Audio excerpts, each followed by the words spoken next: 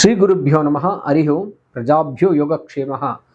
ఈ పరాభవనామ సంవత్సరంలో ఈ కడసి రాశి అయినటువంటి మీనరాశి గురించి చూస్తాం. పూర్వభాద్ర 4వ పాదం, ఉత్తరాభాద్ర 1, 2, 3, 4 పాదాలు, అదేవిధంగా రేవతి 1, 2, 3 పాదాలు.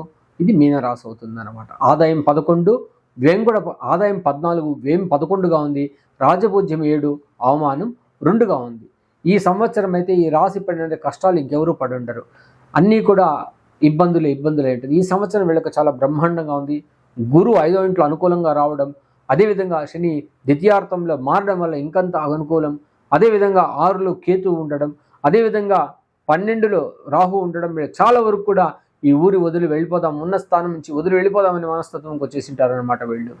ఆ స్థితి నుంచి వీళ్ళు కొద్దిగా ఇంకా బయటపడే సమయం. సంకల్ప సిద్ధి అనేది చాలా ఇంపార్టెంట్. అన్నీ కూడా పనులు సాధిస్తారు.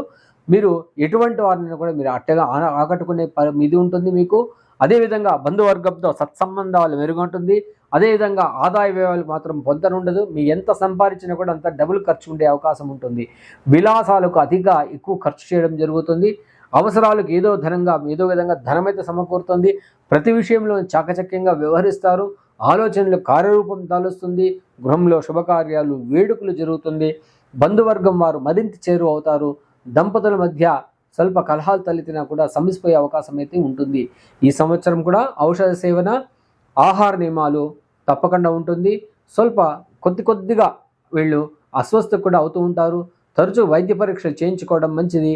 ఈ సంవత్సరంలో స్థిరాస్తి కొనుగోళ్లు, వ్యవహారాలు అనుకూలంగా ఉంది. కార్యసిద్ధి, దైవబలం తోడ్పాటు ఉంది. వస్త్రప్రాప్తి ఉంది. అదేవిధంగా మీ నిర్లక్ష్యం వల్ల గృహంలో కాస్త చోరీలు, దొంగతనం అయ్యే అవకాశం ఉంటుంది. వెండి, బంగారు విషయాల్లో కాస్త జాగ్రత్తగా ఉండాలని తెలియజేస్తున్నాను. ప్రతి విషయాన్ని క్షుణ్ణంగా తెలుసుకుని మీరు తర్వాత ముందుకెళ్ళడం చాలా మంచిది. అదేవిధంగా ఏదైనా బంధుమిత్రులు రాకపోకలు ఎక్కువ ఉంటుంది. మీ ఇల్లు హడావుడిగా ఉంటుంది, సందడిగా ఉంటుంది చెప్పచ్చు. ఉద్యోగపరంగా ఈ సంవత్సరం విశేషంగా ఫలాలు ఉన్నాయి. మీ సమర్థత గుర్తింపు అయితే ఉంది. నిరుద్యోగులకు ఉపాధి అవకాశాలు కలుగుతుంది.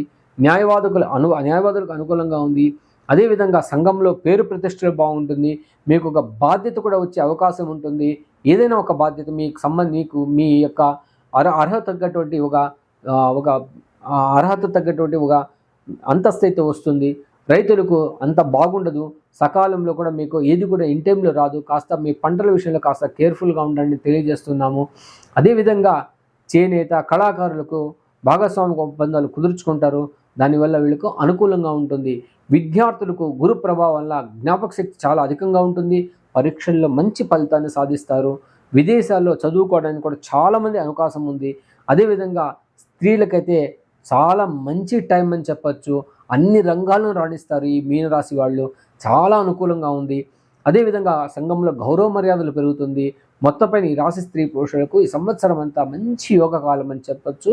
ఇంకంత మంచి ఫలితాల కోసం మీరు గురువును, మేధా దక్షిణామూర్తిని, రాఘవేంద్ర స్వామిని, దత్తాత్రేయుని, మీ కులదైవాన్ని ఆరాధించడం వల్ల ఇంకంత బ్రహ్మాండమైన ఫలితాలు ఉంటుంది.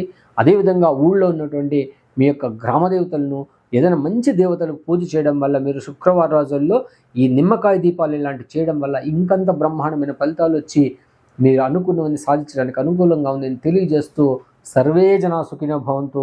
ఈ పరాభవనామ సంవత్సరం మీకు అన్నీ కూడా మంచి చేయాలని, ఆయురారోగ్యాలు ఇవ్వాలని కోరుతూ, సర్వే జనా సుఖినో భవంతు.